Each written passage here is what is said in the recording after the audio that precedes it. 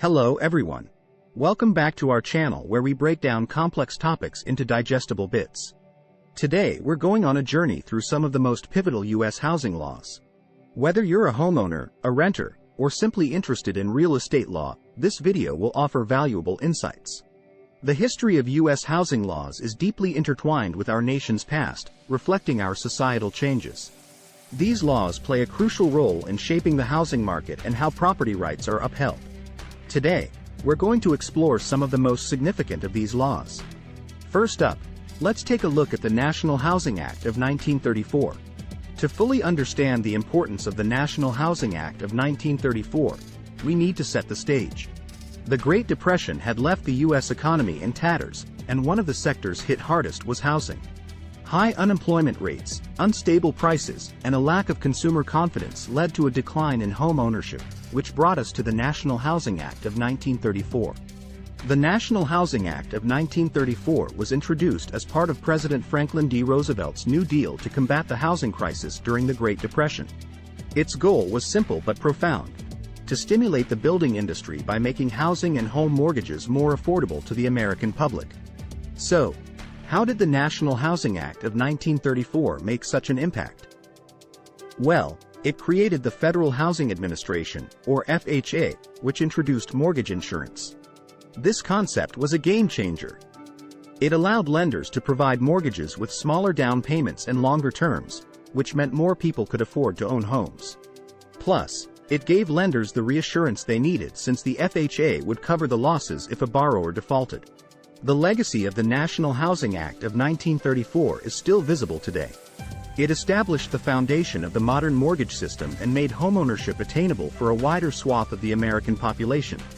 Of course, like any major piece of legislation, it had its controversies and shortcomings, but its impact on shaping the American dream of homeownership is undeniable.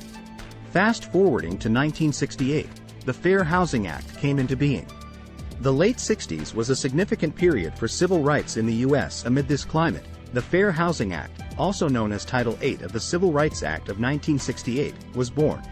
It was enacted just 1 week after the assassination of civil rights leader Dr. Martin Luther King Jr., emphasizing its importance in the fight for equality.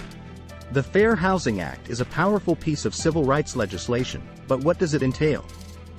Simply put, it prohibits discrimination in the sale, rental, and financing of dwellings based on race, color, national origin, religion, sex, familial status, or disability. Essentially, it seeks to ensure that everyone, regardless of these characteristics, has the chance to obtain the housing they need or desire. The impact of the Fair Housing Act is widespread and profound. It empowers individuals who believe they've been discriminated against to file complaints. This can lead to investigations, conciliations, and even legal action. The law is enforced by the U.S. Department of Housing and Urban Development, also known as HUD, which has helped thousands of individuals seek justice. The Fair Housing Act is an essential tool in the fight against housing discrimination. Despite being over 50 years old, it remains incredibly relevant today. It continues to protect individuals and families from discriminatory practices and promotes a more diverse and inclusive housing market. Its legacy lives on as we continue to strive for equality and fairness in housing. Moving on to the Home Mortgage Disclosure Act of 1975. The mid-70s was a time of significant change. Amidst this shifting landscape, the U.S. Congress enacted the Home Mortgage Disclosure Act. But what was the need for such an act?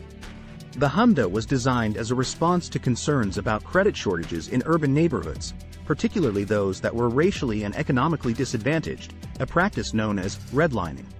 The Home Mortgage Disclosure Act might seem like a mouthful, but its main provisions are straightforward. It requires many financial institutions to maintain and annually disclose data about home purchases, home purchase pre-approvals, home improvement, and refinance applications. The act doesn't just apply to mortgages, but to any loan secured by a dwelling. The Home Mortgage Disclosure Act provides crucial transparency that helps public officials, lenders, and consumers to see if lenders are serving the housing needs of their communities.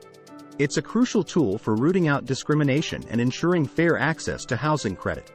Even after decades, the HMDA remains as relevant as ever.